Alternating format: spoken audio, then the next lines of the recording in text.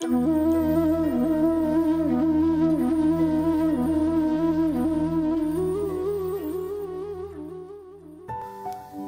জীবনের পথপ্রদর্শক। এ নিয়ে একটি ছোট গল্প শোনা যাক। সৌরভ ছিলেন এক উচ্চাকাঙ্ক্ষী যুবক। বড় শহরে চাকরি করে ভালোই রোজগার করছিল, কিন্তু তার জীবনে যেন একটা শূন্যতা কাজ করছিল। প্রতিদিন সকালের অফিস যাওয়া, সারাদিন ব্যস্ত থাকা, রাতে বাড়ি ফেরা, এভাবেই কেটে যাচ্ছিল তার দিন।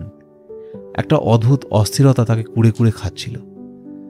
একদিন এক বন্ধু বলল, তুই এত দুশ্চিন্তায় থাকিস কেন? কখনো গীতা পড়েছিস? সৌরভ অবাক হয়ে বলল, গীতা? ওটা তো একটা পুরনো ধর্মগ্রন্থ, সেটা পড়ে আমার কি হবে?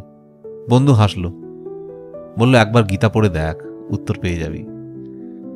সেই রাতেই সৌরভ ইন্টারনেটে গীতার একটি অনুবাদ নিয়ে পড়তে শুরু করল। প্রথমে তার নজর পড়ল শ্রীকৃষ্ণের বিখ্যাত উপদেশ, কর্মণ্য বাধিকার আস্তে মা ফলেষু কাদাঞ্চন।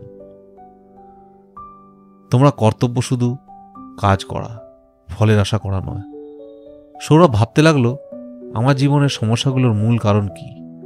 আমি কি শুধু ভবিষ্যৎ নিয়ে ভাবছি, আর সেই জন্যই দুশ্চিন্তাগ্রস্ত? পরদিন অফিসে তার বস একটি বড় প্রকল্পের দায়িত্ব দিলেন।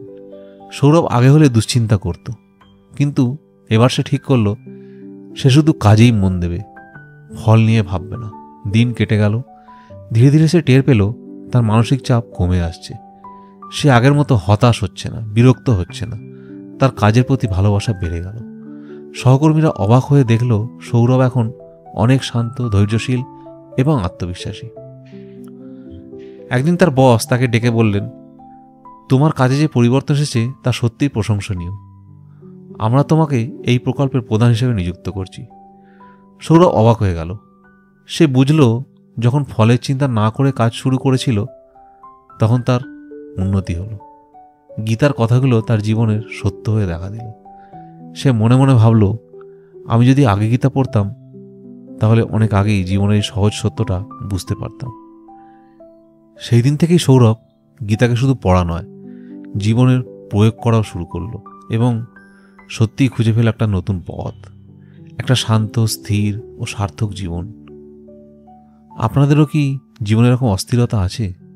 তাহলে একবার গীতা খুলে পড়ুন, হয়তো আপনিও আপনার নিজের প্রশ্নের উত্তর খুঁজে পাবেন।